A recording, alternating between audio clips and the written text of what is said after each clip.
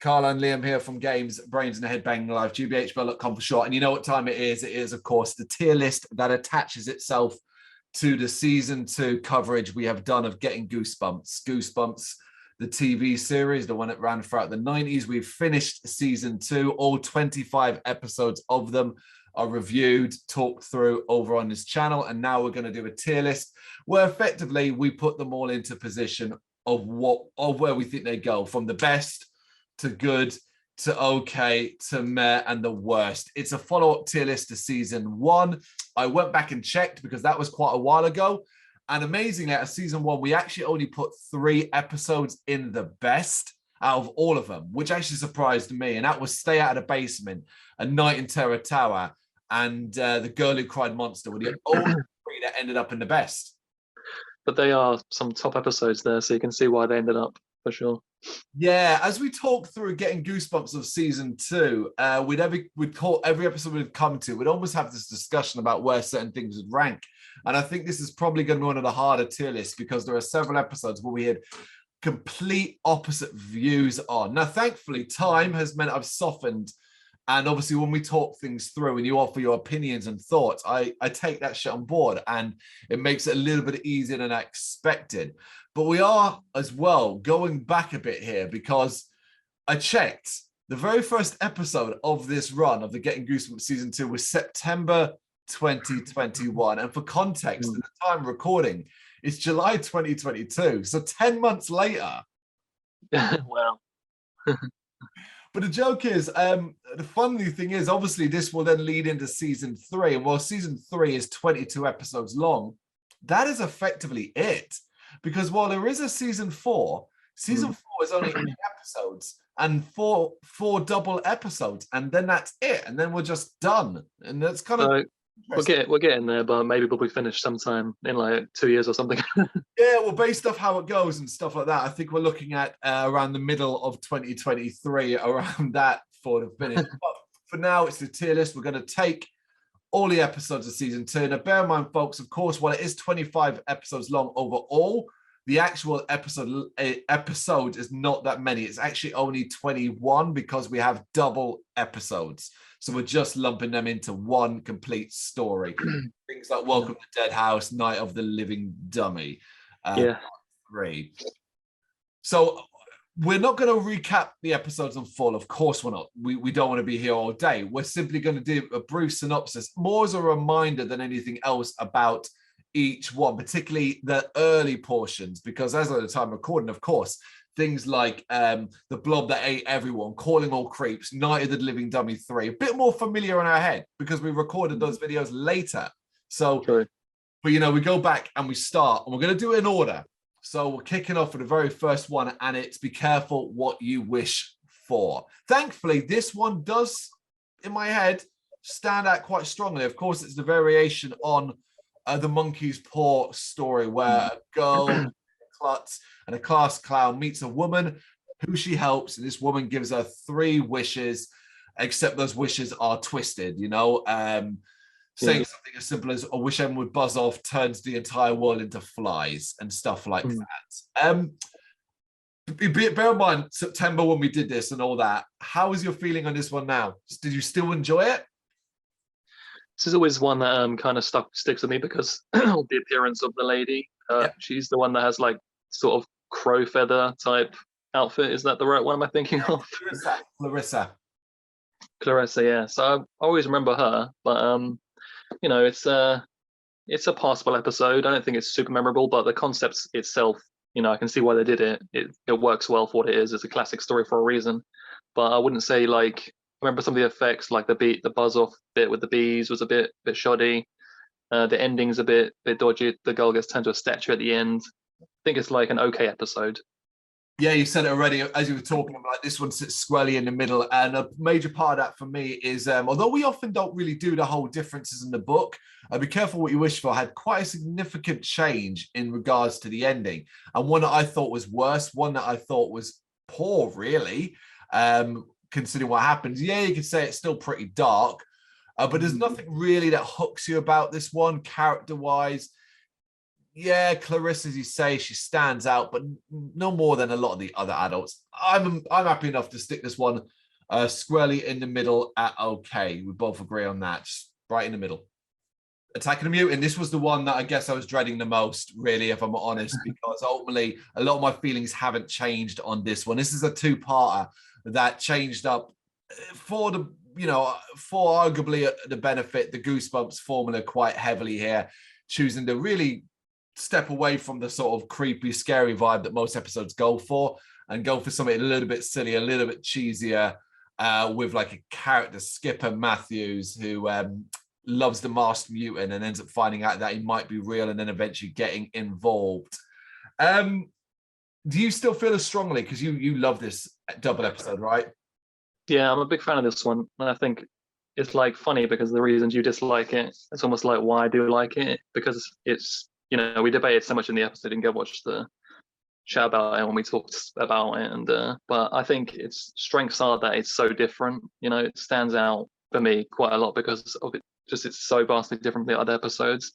Doesn't really have as many of the horror elements and stuff like that. It's quite unique, but I do at the same time, I can see why someone wouldn't enjoy it. It obviously is quite silly. It's a kids' TV show at the end of the day, but it's yeah, I still really like it, and I'm super nostalgic about this episode. I don't know why. I just grew up watching it a lot. I guess I'm a bit biased, but that's me. I keep coming back to this thing, man. I think I would have been a lot happier with it if it was one episode only and was a bit tighter and more confined. So, when I'm trying to think back to it, I often get stuck on Skipper, the character Skipper, Dan Worry-Smith, who I think was pretty fucking terrible in it. But I also get stuck on the laugh of the masked mutant and just how silly it is. But here's the thing, I said at the start, like my views softened slightly, mainly due through the conversations. As Liam said, go watch the full talk through to kind of get an idea of where we kind of differed on this. Where would you put this? I'm trying not to look at it through like rose-tinted glasses, because I can see its faults. At the same time, I'm not completely biased to that. But yeah, I guess if I was being completely honest and fair, it would probably wouldn't make it into the best. I think I can at least admit that. So give me some credit. That's it. That's all I cared about. I'm happy enough to put it in good because I can acknowledge the things that you're saying, the things you're suggesting. So let's put it in good. I'm fine with that. I really am, because I knew, all right, if it was just me my own, it'd probably be down as low as meh.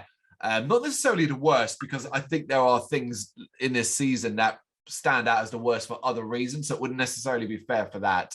But good is fine. We'll leave it there. It's every so often we kind of have to give each other a one like that. Maybe there should be a separate category for an episode that like we just can't really agree on, and that it's just like that's our like golden pick or whatever, type of thing.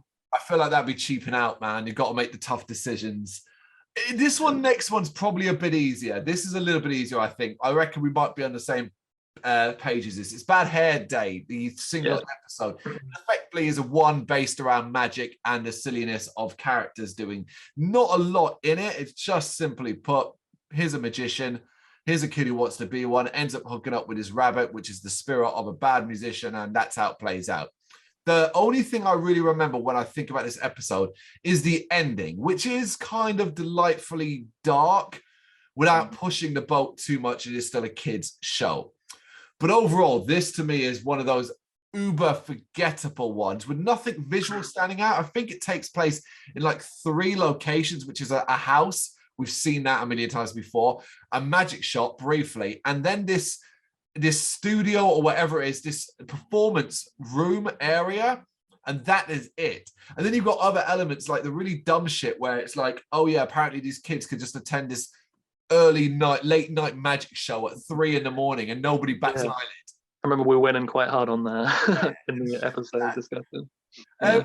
So like, and even the acting, I don't remember anything bad or good or anything particularly significant. So for me, this is one that goes in meh. Yeah, I mean, there's a lot of episodes that are based around magical items and magic, and yeah, so it kind of blends into the whole pack in a lot of ways. The thing I remember, if you mentioned the episode to me, the thing that jumps into my head is, again, eccentric adult performances and being fairly memorable. Is the guy called like Amazo in it or something? I think it's something like that. Yep. And I remember he's got his old assistant he's like transformed into a bunny rabbit.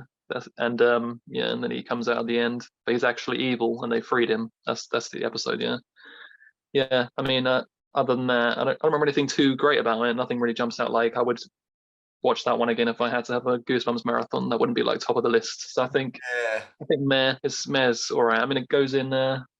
Yeah, I think that's fair considering what's already in there. It fits in with the rest. Yep, there it is. Absolutely. All right. Different end of it here. The Headless Ghost. This is memorable mainly through its visual quality more than anything else. This really decided to go down the route of horror movie visual styles in regards to stormy weather, dark locations, creepy house, and some really interesting pushing the boat out in regards to implications without never really stepping it up. Of course, this is very simple. It's a headless ghost story regarding a place called Hill House. Kids want to find it and how that plays out. It also has got a twist ending, very classic Goosebumps style of a twist ending. Whether that works or not, you can take or leave. It's actually kind of a double twist, really, because then you get an extra stinger as well in regards to that. But this one, I really like this episode. I think it does so much right in regards to taking those chances, those risks of where they're like, okay, we want to scare kids, but we know we can't scare them that much. Yeah, for me, this is one of my all-time favorites. Actually, I always think back to this episode when I think back to my childhood and watching Goosebumps. This is one that always jumps out in my mind, just because, like you said, it really pushed the boundaries of what they could do with a kids' horror TV show. And I'm always partial to a haunted house type story with ghosts and stuff like that. And I always love the little story about the boy and the dumbwaiter and the strawberry ice cream. It's like has loads of little added details, and they just did so much with such a small runtime. I think they did a great job, and yeah, has like the twist at the end, which I thought were pretty cool. And it's good tense finale as well. And then even at the very end, there's like another little hint to something more continuing after. And I just think it's a great episode on a whole and one of my favorites. Yeah, I'm in agreement for this. Well, basically, we're saying this goes in the best. I also wanted to throw in to add more weight to that decision is obviously the portion at the start where the story is being told through shadows. It gives you the strong implication that a kid gets beheaded, and Exactly. that's awesome. Yeah, that's what I love about Goosebumps is when they have little bits like that in it, whereas like, wow, man, they actually managed to get away with that. You know, somehow that passed the checks to like, no one was like, hang on a minute, you can't have that in a kids' TV show, but it was the 90s or early 2000s, so there you go. And for me, at this point in season 2, it kind of rescued things because I kind of done Be Careful What You Wish For, Attack of the Mutant, Bad Hair Day, and like needed something to get my teeth into, and this was it. So there's our first one for the best of this season. Yeah. Okay, this is an interesting one because it certainly kind of sticks to form of the early episodes in regards to perhaps not taking itself too seriously. This is Go Eat Worms, which is about a kid who's obsessed with worms and basically has to deal with worms deciding to get their vengeance upon him. I think this is a great episode. I think it's great because it does different things with worms and does some great visual stuff in regards to a giant one. Has a really fun and silly ending that's also quite a little bit twisted. I think when I think about this episode, I remember a hell of a lot about it. Yeah, I'm a big fan of this one. Yeah, when you paint the details there, I can visualize it all in my head. And yeah, had some cool effects and clearly leaned into the whole idea that R.L. Stine is not a big fan of worms because it's a recurring topic throughout a lot of these episodes. But yeah, I mean, not the best, but good. Yeah, I think that's fair. I go with good. I'll accept that. I like the whole metaphor with the worms and stuff. It's quite cleverly done. I think what puts it up above is simply put the sequence that ends up in the underground area where they give you this really cool visual, have this amazing scene where he falls into a bed of worms effectively, and then you do have the actual practical effect of that giant worm, and that's a cool touch. Plus the idea at the very end as well when he's on the hook with the sandwich, it's just so silly. That's fun. It's so silly, yeah. But I like the idea of it being like a little creature feature type like contained horror film, like in a small runtime. It does a pretty good job of managing to tell it in a cohesive way, like considering the restraints, you know. So yeah, I think that's fair. I'm happy enough to put it below Attack of the Mutant though, because I guess originality, at least Attack of the Mutant can be called that, so it can go above. Go eat. See, what you're saying is I'm slowly starting to convince you that Attack of the Mutants not too bad. When we did the episode, by the end I was a little bit more forgiving and stuff like that. I wouldn't watch it again, mind you, but I do remember a But it's lot. like the fantasy aspect of it, you know. Like when I watched it when I was a kid, imagine being in that situation. You're like a kid, and it's in the comic books. It's a bit of a nerd, and it's like imagine it all coming to life. I just like that fantasy aspect in it. Like I said, I think it's quite unique, man. I'm never going to stop defending it. Okay, right. This is okay. This isn't you can't scare me. You don't like this one, do you? This is probably only memorable for one thing only, and it's actually an actor, and it's Charlotte Sullivan who plays Courtney King, the main character. A little bit different in the fact that openly the title, she can't be scared. This is a bit crap, if I'm honest. It's just two idiot kids who generally come across like bullies, desperately trying to scare this girl and eventually reviving or getting involved with some sort of mud monster, which, while as a practical effect, looks decent for the most part. The best thing I can kind of say is that the ending, where effectively she bores the monster submission, is at least raises a smile. But that's about all I've got for this one, man. Yeah, that's such a children's storybook ending, the way it goes down. But yeah, I don't know. I mean, I think it does turn the whole, like what the traditional things you see in Goosebumps are. Like you always have the scaredy cat characters, so I guess they decided to turn it on their head and have this character that couldn't be scared. So that was an interesting idea. It certainly made it stand out from the rest. But I can't even remember exactly what pranks the bullies try and play on her. But like I do think they're quite malicious, if I recall us discussing, and goes a bit too far, like to a certain degree. So they're not even like likable characters, and you're supposed to be, I suppose, on their side in some way. I'm not sure. I'm not sure why. Why would we be? We're dropped in it, and they just don't like her because she's basically popular at school, smart with, good with the teachers. It comes across like they're just horrible little shits, just jealous and angry because she's better than them. Yeah, I agree, and I do think other than the sort of ending, which isn't really much of a twist, doesn't really have a twist, I suppose. This one kind of just a bit straightforward. So yeah, because what they do is they kind of drag it out as well, because after they've done the whole she bores the monster or talks it into submission and it freezes in the sun, it then remelts, and then at the very end it attacks the two kids or puts his arm around them, and that's how we end. And that's kind of like, oh, that's an ending. I guess they got their comeuppance in the end. So I guess just meh, I suppose. It is a mere one. The question is it better or worse than Bad Hair Day? I think it's worse than Bad Hair Day. Yeah, it is. It is actually, because I at least like the ending of Bad Hair Day. Mm-hmm. Yeah, that's true. I agree. Okay, we're kind of stuck in similar territory here with Revenge of the Lawn Gnomes, which is simply tacky lawn ornaments are bought and they come to life in a garden. The kid can't be convinced people. He has a crazy next door neighbor who's part military, and there's a competition about who's got the best garden, and lawn gnomes keep wrecking it. And that's about it. It's got a kind of Goosebumps style ending where, you know, it's like, oh, this happened. But this is a struggle for me to pull the memories out of my head. No, I remember this one pretty well, but it's definitely lacking in the horror elements department. But I think it's memorable because it's just so wacky. The whole episode has this like really wacky feel to it, like with the general neighbor and like army music that plays when he appears, and the gnomes when they come to life, and they're like, I like the little practical effect they used to make them come to life. I thought that was quite nicely done.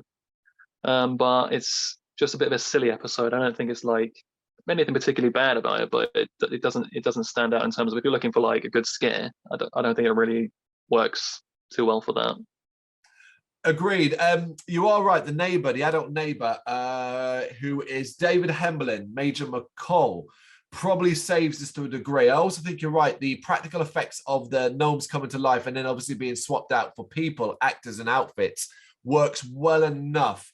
The only other thing, like the thing that really, it's such a small thing that really knocks us down for me is this episode has what I consider to be one of the worst fade out scares. So if you know Goosebumps, folks, you know it first 2 to 3 minutes sets something up, then something apparently horrible happens, and then we fade to black, and then we come back in and it's normally resolved. Revenge of the Lawn Gnomes does that, but resolves it almost immediately in a stupid way where it's simply a lawn gnome fell in him and he screamed, and then immediately we come back and it's just being picked off him, and you're like, why was that a thing? That was that a thing. Thing is, most of the Goosebumps episodes depend on you as the viewer, kind of like getting into the shoes of the protagonist, whatever child it may be, and understanding the fear that they may have. Like I mentioned, the worms one, we can all kind of understand a degree, a large amount of worms that can be kind of disgusting, you know. But in this one, you have to feel the fear that the child is feeling towards garden gnomes. And yeah, I guess when they come to life, they are kind of creepy, but like he has no reason to really fear them. They are just like ornaments. I mean, I don't know. I guess people have phobias of all sorts of things. I'm sure there are people that are afraid of them, but because that's clearly his fear, and like you said, the fade out I think is so weak because you're like, it's a garden gnome, like that's not scary. Agreed. So I think this is probably middle of the road, maybe okay. I'd put it into okay just because I do like that general vibe of the episode. It just the dad is super wacky. It just the whole thing just has a really like, you know, eccentric feel to it, and I quite like that. It's got But I remember we were quite amused by the obsession over this competition and the desperation, and the fact you didn't see the mother at all throughout it until the very, very end scene as well. Better or worse than Be Careful for what you wish for? I think it probably goes above it. Yeah, I agree. Okie dokie, all right. So matching up nicely. Right, back to the ghostly stuff here. And this is, of course, Ghost Beach. One of the more classic ones again in regards to it's telling a ghost story. Builds up a nice sort of history as well with this. Got some cool visuals and plays off a twist that you can see coming, but doesn't quite go where you would expect. And I like that part of things more than anything else. Yeah, I've watched this episode a lot of times, but for some reason it just never is that memorable to me. I can't think of much that is this the episode where at the end there's like a big lightning storm and like some lightning hits some rocks by a cave and like blocks them in. That's what I remember about this episode. I think I recall that kid actors, them not being the best, but then it has like some dark elements to it because it's talking about children's deaths, or you know, which is always cool to see in Goosebumps. But yeah, I just don't know why it just never like stands out to me as like what happened in that episode. It feels just really forgettable to me. I'm not sure why. Yeah, you have touched upon a reason why this shouldn't rank high, actually. And one of the things we were so critical about on that episode was the acting. And it wasn't just one or two. We were focused on 4 children in particular, and each one was shitting the bed with so many poor bits of dialogue. It's also got a really horrendous effect at the very, very end, where you see the ghost children's with like his skull superimposed over their faces, and it does not look good at all. There's that. Is this the one where they're like the dead children are like their ancestors or something like that? Exactly. Yeah. So I think the story is actually not too bad, but yeah, just the way it played out wasn't that memorable. Yeah, I think again this is middle of the road, isn't it? This is just okay. Yeah, I'd put it there. That's fine. And I reckon right near the end, I reckon that after Be Careful What You Wish For, because I think that's more memorable. Definitely more memorable. Yeah. There it is. Okay, Attack of the Jack-o'-lanterns. I like this one. So, and then we're divided on this one. We are, because I agree with you on the visual style of a lot of this, in that there's some really cool imagery on this, but I fucking hated the ending. I hated it. I thought it was, I think it's a double twist ending. Yeah, it's the whole, this is the twist, but also here's another one. And it just didn't make any sense to me. I found it to be, joke is, when I think back to it, all I really remember is the look of the jack-o'-lanterns and the street they end up on. That's all I remember. That's it. I don't know why this episode is so memorable to me, but there's so many elements to it that I love. I love the idea of it sets up the intrigue of like people are going missing, and like you see the newspaper and it's like really interesting, and then they find this mysterious street that they're taken to by the friends, and they're forced to like trick or treat like endlessly. I just love that idea, and the visual of like this lit up street, it's just so awesome. And then I feel like you're right. It is really strong to start, but then like the twists, I agree, are a bit weak. And then I think it just like loses a bit of momentum in the end, which is like what lets it down. But that opening half is so strong, you know. You make a strong point on that part. If you don't know, folks, the twist ending, go watch the video, but it is ultimately they're aliens, but then they also then sort of turn villain at the end, and you're like, wait, what? So where would you put this one? I would probably put it into good if you're willing to compromise. I already compromised an Attack of the Mutant. For me, this is okay. Top of okay? See, I would actually rate this higher than Attack of the Mutant, though, so that's why it's complicated. Yeah. I would actually. I think because it has that Halloween setting, it's so classic. It's such a simple story. I remember that visual of like the fire coming out of the jack-o'-lantern's mouth. That's really cool. Right. The effect of like their moving face, like the jack-o'-lantern itself, looks like some kind of animatronic, which is pretty cool. I don't know, man. I think this is just such a classic. Like I think when Goosebumps is at its best when it keeps it really like simple, you know. When it overcomplicates it, that's when it gets like a bit ridiculous. But this is such a simple idea, and I think I guess because the ending is weak. Like I'd say, like I really love the first half, then the second half maybe like a bit like meh about that.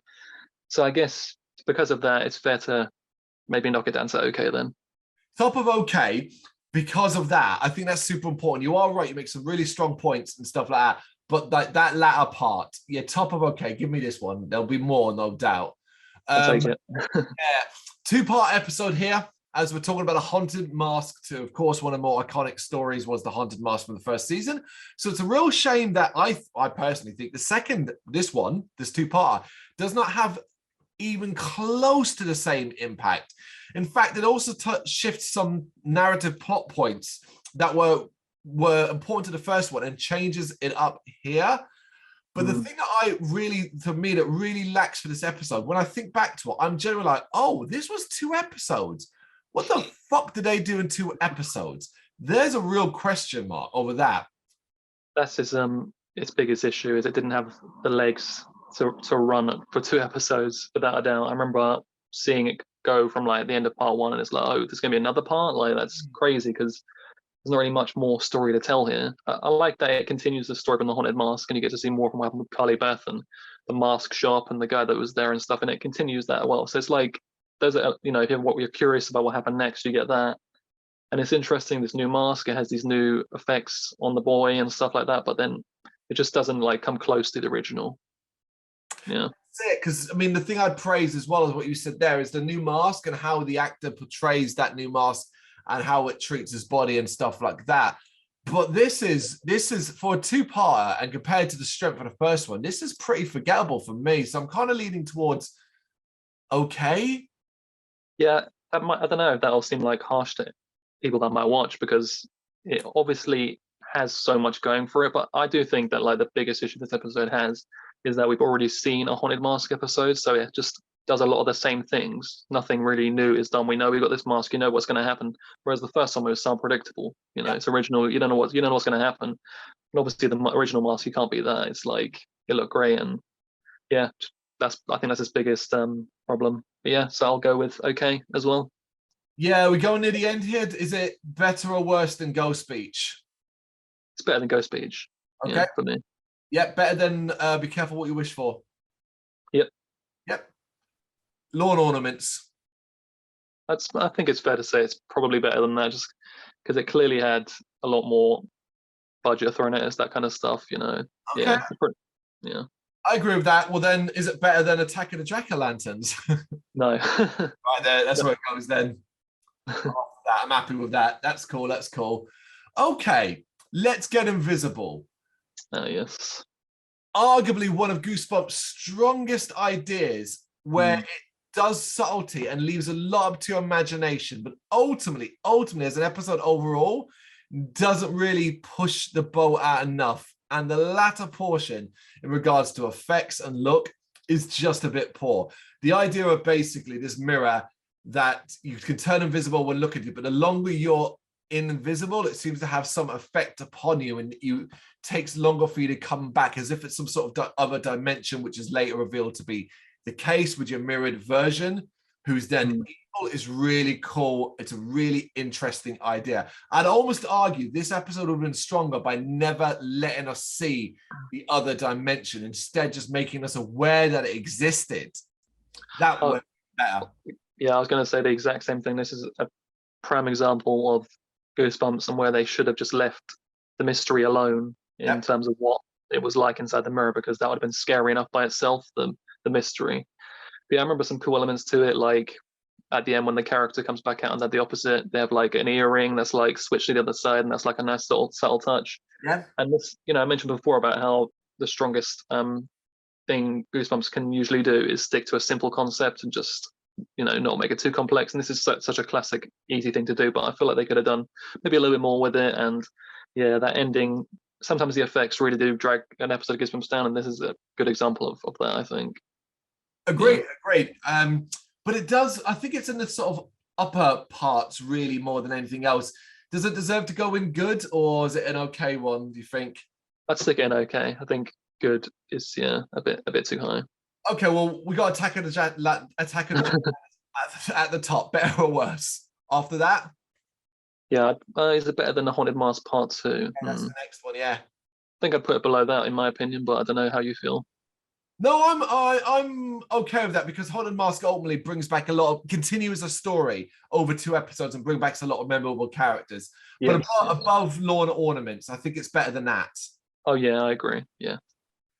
Talking about classics, the next one is a classic horror story. It is, of course, Scarecrow Walks at Midnight. A couple of kids go visit their grandparents, and it turns out their help has reanimated scarecrows to get what he wants, as he uses them to terrify people. It's a very simple story, done really well thanks to decent acting, a great location that feels exactly where it needs to be, and an ending involving a combine harvester that I just adore. Yeah, I think this has one of the best what just happened endings, because the implications of what happened next are just for a kids TV show are quite horrific, which is great. And I always go back to the point of this episode, because it's a recurring theme in Goosebumps where you have kids going to the grandparents, or they come into a single father or whatever, but there's something nefarious going on. It's why have the kids come and stay? That's what I can never just get out of my head about this episode, is why the hell did they have their grandkids come and stay on their farm when they know there are scarecrows walking around at night? What were they thinking? I cannot get over that. But it just is what it is. The scarecrows look really good. I can see this being super scary for kids. It's got some cool tense moments. The guy, I can't remember his name, the guy that says the magic words, he's a complete dick. They should they shouldn't let that go. But I think Stanley, that's right. Yeah, no, I think it's a strong episode for sure. Yeah, there was the things that we pulled apart in it when we did it was the stuff that was plot related. Like I said, we didn't think Stanley should just be forgiven at the end of it and things like that. But that showed an investment. Sometimes it's difficult to get invested in a 22-minute show. And I feel like The Scarecrow Walks at Midnight really was an investable story. I remember Styx, his son, and elements like that. You talked about some of the scary elements, and instantly in my head I remember the shadow of the scarecrow as it walks past our window. I remember the pie situation, the awkward scenes where he's like, I don't like that pie, and the grandparents are clearly scared of him but don't know what to do, and it confuses the kids. I think this is maybe not the best, but in good. Yeah, if there was a category that was between good and the best, it would probably fit into it nicely, because it just when you talk through it, it doesn't really have too many weak points, other than maybe small minor plot things that we can pull apart by nitpicking. So I think it goes into good. Yeah, above Attack of the Mutant at the top. Yeah, that's fine. Yeah, lovely. All right, we've still only got one in the best at the moment, so let's see if I think we might actually have a contender soon, but before then we do got to get through these 2 episodes. It's not a 2-part, but they are linked, so we'll do Monster Blood first. Monster Blood, one of the most iconic R.L. Stine stories, basically evil Flubber. That is what the only thing that's worth of note for me for this episode, because I found this to be utterly tepid at best, except for the character of Catherine. Yeah, Aunt Catherine. That's it. Who is eccentric beyond belief. Yeah, I agree. She is definitely a memorable character. But I remember like that she leaves the monster blood just in like some cabinet, and it's just is it even locked? I can't remember. I think there's like a key or something.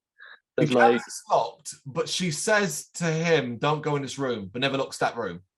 oh yeah, well that's it. Just lock the whole room, you know. But yeah, Monster Blood is obviously super memorable. Like you said, it's an iconic R.L. Stine story.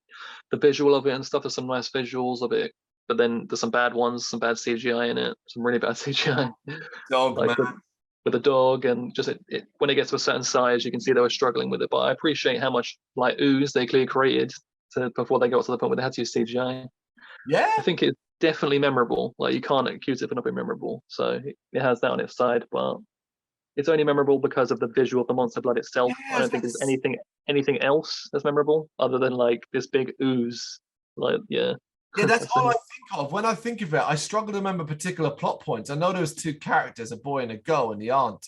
But be honest, it's just the green monster blood, and I'd argue the next one we will do, more monster blood, is more memorable than this. Mm, I, mm. I, I think Monster Blood is meh. Top of meh, but meh. I agree. I'd put it into that because you make a good point about the sequel. There's definitely an improvement. Yeah. Which is what we're going to do now. It's more Monster Blood. Weirdly taking place in just one singular location, which is on an aeroplane. Yet Mm. somehow does more with that than Monster Blood did in the original. It continues the story directly and has a sort of play on the whole Twilight Zone playing stories and stuff like that, where the monster blood kind of eats its way through the passengers, leaving a group of kids behind that have to deal with it. Now, how they deal with it is very silly, but I like the idea that it plays in the whole airline food is really bad, and it's going to be bad for Monster Blood as well, and that's how Yeah. it's defeated. I think it's a lot of fun at times. It's a dialogue heavy one. There is that aspect. But then you do get these great moments where you get a load of talk and arguing about Monster Blood. And you'll have a cabin crew member who goes to check something odd that he hears in the cabin hold and he gets sucked in. Or the guy that gets taken out in the fucking toilet. And later on, one of the kids gets eaten by the Monster Blood. Mm. That's good shit. I think visually you pay so much more attention because the shot is so often the length of this plane. And obviously it's just an interior set, but it looks decent. I think it's a much better episode. Yeah, it does look good. Like the set, it looks like they're really on a plane, and like they're really fly. They make it look like they're really flying in the sky. When all hell breaks loose near the end, it looks good. There's some cool moments, and I think they took the Monster Blood concept and they spun into something better because it just works better when it's in a Mhm. really contained environment. I think what the original issue was they had obviously the whole neighborhood, a whole like street, like you have to have it grow to a certain size, and like where do you go with it? Whereas this, it just makes it much more simplistic, and Yeah, I think it's better for it. yeah, I agree. So for me, it goes in good. Where did we put the previous one? Was in meh. Yeah, it's a meh. Hmm. I mean, you put it into good, but you would you? Bottom of good, bottom of good. So after Go Eat Worms and Attack a Mutant and Scarecrow. Yeah, Well, yeah. actually, no. I realize that's a mistake. No, because what we put in okay, I'd say are actually stronger. So maybe, oh man, look at okay. So we got Attack of the Jack-o'-lanterns at the top. We've got Haunted Mask 2. I'd say they're probably stronger. Let's Yeah. Get Invisible. Let's Get Invisible is better. You think it's better, but then it just that mirror, the effects of that mirror just stick with me for that episode. I think that does drag Yeah, it down.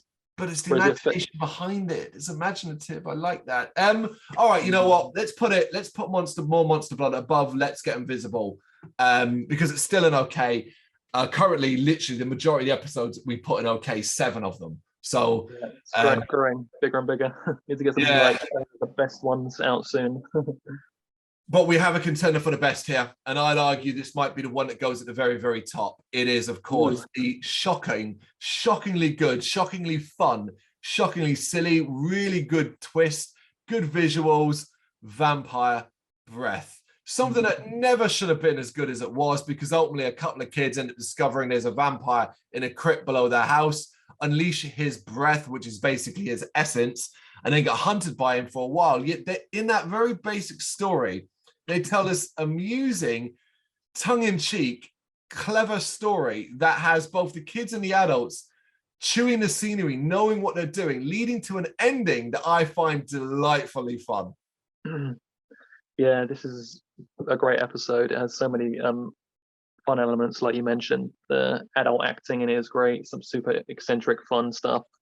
The kids are good. Some great sets. You know, when they go below the house and they're in the whole crypt, it looks great. It's, you know, the whole vampire breath idea behind that is like a really clever way to take what is obviously a horrific concept and spin it into an idea where you can put it into a kids' TV horror show, and like it does a really great job of of everything it does. So I think I would definitely be leaning towards putting this in the best myself. The question is, I think it goes above the Headless Ghost. So much fun. I would definitely put it above the Headless Ghost. Yeah. The biggest Count Nightwing, Earl Pastico. When I think of this episode, I just think of the scene where he finds out these kids are his grandchildren, and his reaction to that. Oh, and that is just so much fun. Yeah, I love the moment where he transforms from his more like decrepit self into more, you know, he finally gets his breath and his teeth and stuff, and he like is more refined and stuff. It's a really cool transformation. Yeah, I think if we were gonna rate because there's we could probably do a tier list of eccentric adult performances in Goosebumps. That might be a fun one to do, but like I think he would be really up there as one of the best. Agreed. We got 6 more to go, and up next it's How to Kill a Monster. A forgettable episode aside from a handful of things that do make it stand out nicely. We have, of course, the location, the kind of deep south location. The problem is we spend way too much time in a house for that to really, really work. But then we also have the practical effect of the monster, which is very impressive. The puppetry involved, very, very cool. I'm happy. For me, this is an okay episode, and it gets an okay purely because the ending is one of those nice dark endings where it's kind of left ambiguous, and you kind of left with, are they going to die? But it's also not very good because it's got a lot of dumb shit that happens, from the grandparents, their behavior, to locking them in a house, to then leaving a note saying, oh, by the way, we have a monster in the house. Like shit like that. Yeah, just covered by a sheet in the basement. Mm-hmm. But yeah, that definitely drags it down. But it's unfortunate because I would probably have been leaning towards putting it in good, just because I really loved how the monster looks. Like, it was always really memorable to me, and the sound of its like screeching always really like stuck with me. And I like the whole thing with the gumbo and how they like hate it, and they figure out that maybe because they hate it so much, the monster won't like it, and like they make it super spicy. I remember the effect of like once it passes out and you got like the hot steam coming out of its mouth, that sort of thing. And the monster, like you said, I think it's probably one of the best creature effects potentially, like throughout the whole series, because it looks that good in my opinion.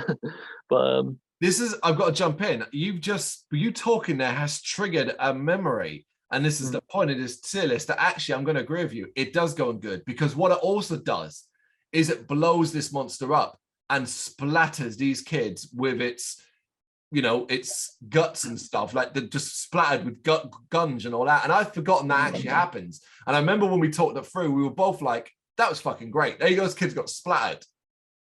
Yeah, because you always have to highlight the practical effects work when they put in the effort, because we were always bashing the crappy CGI had plenty, and it deservedly so. But like, this is some great practical work, and they really like blew that thing up, man. You got to give them credit.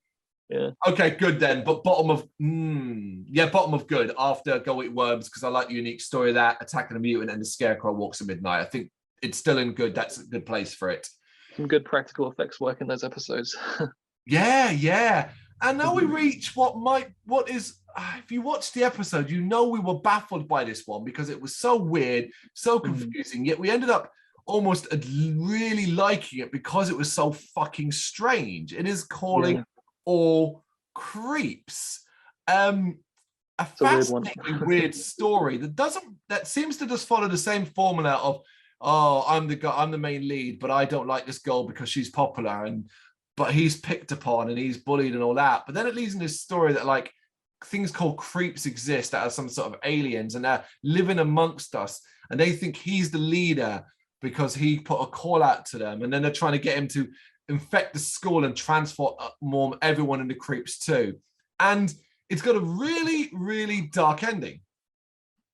Yeah, I mean, this is really memorable still. Yeah. Like even though it has a lot of weird, it's memorable because of how strange it is. And I do feel like I think I probably discussed it plenty in the episode discussion, but it's clearly trying to be some sort of metaphor, like for creeps being like nerdy, like people that are shunned from society and like feel like, yeah, like they're shunned or whatever. So like it's trying to tell some metaphor in some way, but then it has to like mix in these horror elements and stuff. So it kind of gets a bit like confused and messed up Yep. throughout the journey. But it's definitely memorable. I remember the whole ending with the cookies and is it the cookies or they're stirring that weird pot of like some sort of gunge of some kind? Oh no, that's when he's trying to put it into Tuna Surprise, but the ending is cookies. The Tuna Surprise, you can forget, yeah. That poor lunch lady, man, she worked so hard making that Tuna Surprise. In the episode, we felt sorry for her. It seemed like they were being really mean about her poor food. And I remember the main kid. He's really good. You know, he's good at acting like really shocked at what the hell's going on. And I like the bit at the end where he like is looking down upon everyone and he kind of turns heel, you know, a little bit. Yeah. Yeah. It's like he changes his demeanor a little bit there. So it definitely has like things going for it, but then it's just such a weird concept, you know, such a weird concept. Well, where would you consider putting this one then? I'd have to put it more into okay, I think. Right.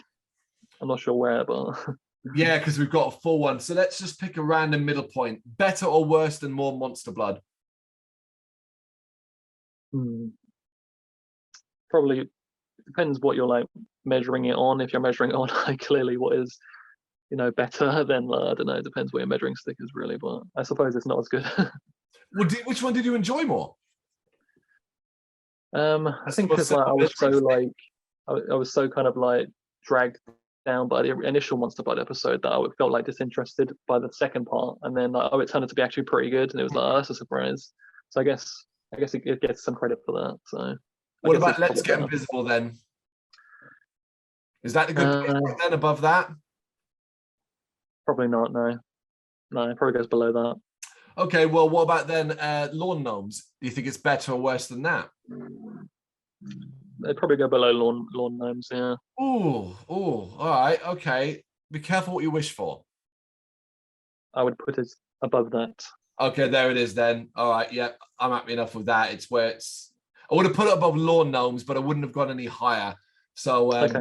That's very like it's neck and neck, you know. I wouldn't say like one's necessarily better than the other. But yeah, they're all in the same category. They're all okay. Really, the only difference is the top and bottom. The next one is a two-parter again. Arguably, Goosebumps' most horror story. It is the very first novel, the very first story, should I say?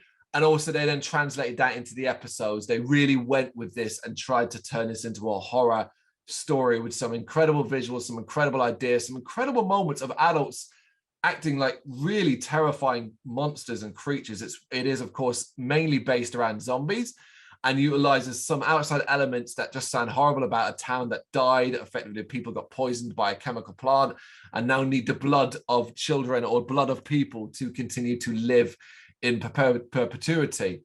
It's very, very strong on all those aspects. It does have flaws, and its flaws are that the pacing can be a bit all over the place. Its resolutions involving something stupid on a wall and how that apparently stops them entering and then how that's dealt with is extremely disappointingly crap and almost pointless. It's got a few too many moments where it tries to do false finishes and it just doesn't work, and leading to an ending that is pretty lackluster at best and certainly different from the book, does not do as brave as the book, and has a final stinger scene that might be the worst stinger scene we've seen in all of Goosebumps. And I'm talking about the dog. The dog. Yeah, that's not a great one.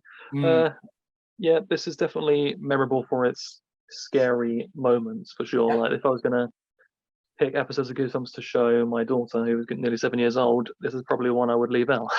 So I think that says a lot about it.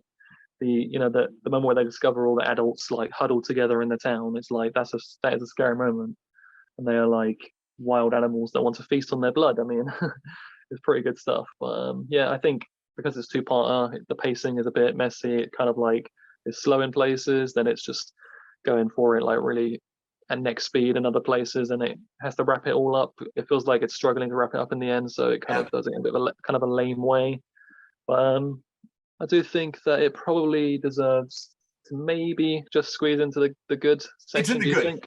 Oh, it's Yeah. in the good. It is. It because of the fact that it really tried to do the horror elements from the book. It deserves praise for that. The makeup of the kids, they are creepy. How they use light in that episode and shadows is because it's tied into the plot is done really well. It's good, but it doesn't probably go. I'm wondering if it's at the bottom, like if things like How to Kill a Monster were better because of what they did, whether it be the practical effects and stuff like that. Bottom of good. Yeah, I'd agree with that. So what's quite interesting is up to this point, we've had nothing that was really a contender for the worst. The worst is, that's a special category. Even going back to the season 1, I think we only put 2 in the worst overall as well. But in my opinion, we're about to hit the 2 next episodes are both contenders for the worst. Both of them. We start with Don't Wake Up Mummy, which is just a boring ass, uninteresting mummy story that makes no sense and has a really crap ending as well. The little things it does right, whether it be the person that's playing the mummy, who's the same person that played the mummy in the other Return of the Mummy episode in season 1. But it's just so boring. It does the same shit. Oh, I'm an older sister and I want to scare my brother and he's scared of everything. And oh no, nobody believes him that the mummy's actually alive. Oh, it turns out it is alive. No, this is shit. I think a lot of the times, like you said, at this point you're kind of getting a bit frustrated by the repetitive like aspects of it with the sibling rivalry and someone being like super scared and all that stuff. But then you can normally get past that if you have a really like a concept or something that makes you look past it. Whereas this, because it's another mummy-based one, we've already had one before, that wasn't itself very good. I think we both agree, I've spoken about before, that there's just not so much they can really do with the mummy idea. Like once it gets up and it starts to slowly come after them, like it's never going to get them. We know that it's never going to actually happen. Like nothing's going to really lead to that happening. So yeah, and it's just like kind of been there, done that. So nah, not very good. The worst, you agree?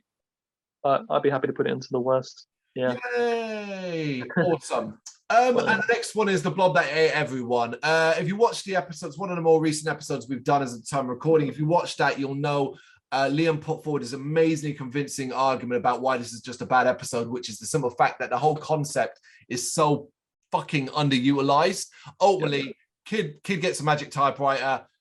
His stories come to life, leading to a blob that is a part of it at the very, very end. Because the blob that ate everyone, spoilers, it doesn't exactly eat everyone.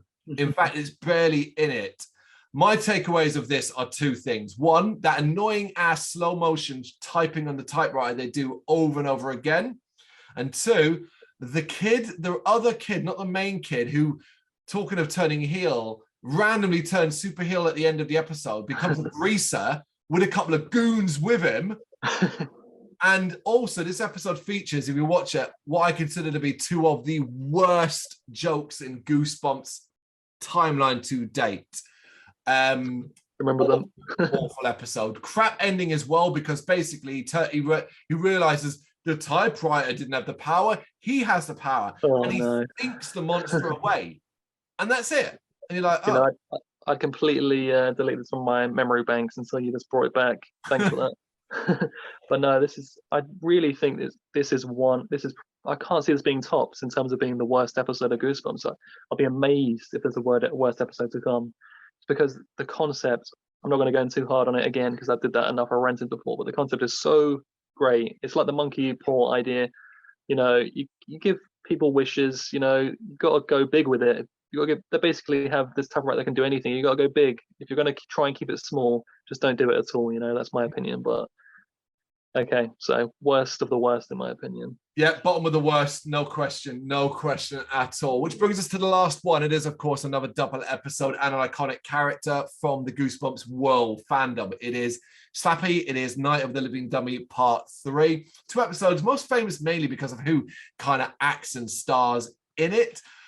This was one of the most memorable episodes for me rewatching back. I remember a lot of details, and I really liked how they utilized elements and how they got around Slappy being more animated and moving around than he was in the previous. In the first tier list, we put Night of the Living Dummy 2 in okay. This one is better. This belongs in good for me, partially because its story feels a lot more complete and intriguing because you're not just about Slappy, you're also dealing with the character of Zane, which is Hayden Christensen, by the way, and him dealing with the fact that he's got issues with his cousins and how he sets about getting his revenge. When things all come ahead, there's actually a fair amount of not violence, but a little bit more action-packed stuff going on, including an ending that features an incredible explosion, which was awesome. I still really like this stuff. Yeah, this is definitely the highlight of Slappy. I think if you talk about that iconic Goosebumps character, this is his moment. You know, this is the episode where he really comes into his own, and that you really get to see the best of him. And it's held up by some really strong child acting. Like there's some really memorable moments in it. If I ever met Hayden Christensen, I know everyone would be talking about him being in Star Wars, but I'd be like, I remember you in Goosebumps, man. And he'd be like, what? You remember that? Someone actually like remembers me for that. I'm sure he'd be like, what the hell? But yeah, like I don't know. I never found I don't know why, but I never found Slappy like that much of an interesting like character in Goosebumps. I know he's for some reason he's become like he's the face of Goosebumps, isn't he? Really? Yeah, he is. But he never really like does. The thing is, before this, Slappy didn't really do much. So at least in this, he does get to do more. I like that. You know, the whole the ending is kind of like a funny twist where he turns his head around. That's like I love that because it's kind of like, what the hell are they going to do now? I forgot that same bit. Yeah, he's been turned into like a dummy or something. You know, he's been turned into a dummy and he's going off back with his parents, and they're just like look at each other like, what are we going to do now? But it's clearly got like a budget. You can tell this one's got a budget, so it's good. Yeah, I put it in good.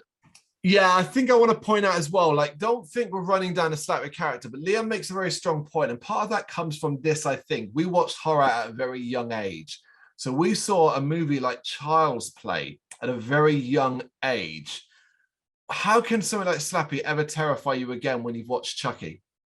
Exactly, he's so tame by comparison, and that's what lets him down. It's like a lot of the monsters in Goosebumps. There's only so much they can do, but then because Slappy's supposed to be this like intelligent villain, he's not just a monster. He's supposed to be smart. So it's like, why is he not doing more? You know, you can get around a monster that you can trap up behind a door and stuff like that. But Slappy's he has a plan. You know, he's a smart villain. So when he doesn't really do much, it just kind of it makes him very an underwhelming villain for me.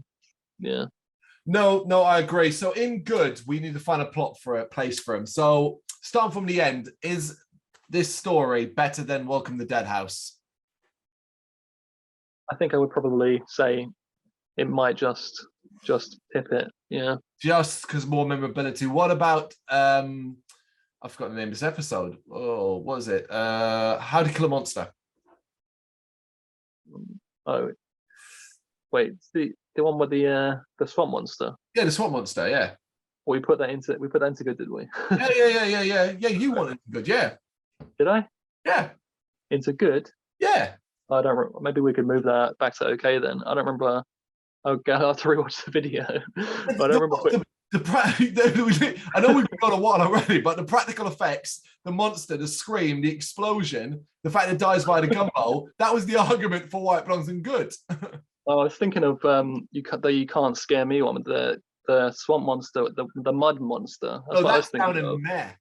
Oh, I got them mixed up. But no, I'm happy to have that in good. Sorry, but is it better than that? What do you think? It is. In fact, I'd say it's better than you Go Eat Worms. Now we run into Attack of the Mutant, and what we have here effectively is the most traditional Goosebumps story in Night of the Living Dummy against the most non-traditional Goosebumps story in Attack of the Mutant, and it's simply which one do you prefer? Well, you just exactly spelled out what makes it so great. That's why it's so great, because it's so non-traditional. But this is obviously better than that. I'm not going to be too silly here. Which then brings us to where I think it stops, because I actually think, considering Scarecrow Walks at Midnight is traditional as well, Scarecrow Walks at Midnight is probably stronger overall. It is definitely stronger. I would agree. And there it is. That's all the episodes. We put 3 in the best in season 1. This time round, we put 2 in the best. So we are being harsh critics in this. The majority sitting good or okay. In fact, the majority are in okay. We have 1, 2, 3, 4, 5, 6, 8 episodes in okay, 6 episodes in good, 3 in meh, and this time around, similar to season 1, 2 in the worst. But 2 that I think we generally agree are the worst offerings, probably overall, at least in the case of the blob that ate everyone. Yeah, I mean, our standards for the best of Goosebumps is quite high. So I think the ones that are in there are like, they are the cream of the crop, man, for sure. Well, as it was said at the end of season 1 tier list, and I'll say it again here, when we do season 3 and season 4, and we have a handful that are considered the best, we will do a very separate tier list of just those ones to try and basically decide at the very end of it which is what we think is the best Goosebumps episode of all of them. It's going to be tough. I mean, imagine putting up Stay at the Basement against Vampire Breath. How do you decide which one's better? Tough one. Yeah, we might have to come up with some rules when they do that. Like we'll break it down to acting, visuals, and all that. Yeah. True. But for now, that is the tier list for season 2. You know what to do. You got any thoughts on it? Let us know in the comments, and watch out for, of course, season 3. Thank you very much for watching. You can check us out on gbhbl.com as well as on Facebook, Instagram, Twitter, and Tumblr. Go to Patreon and help us out over there. That's patreon.com/gbhbl, as well as Big Cartel, where you can find some of our merchandise. We have a podcast running on SoundCloud and Apple Podcasts. And of course, if you like this video, do us a favour, hit the subscribe button and help the channel grow. Games, horror, and heavy metal. What else is life for?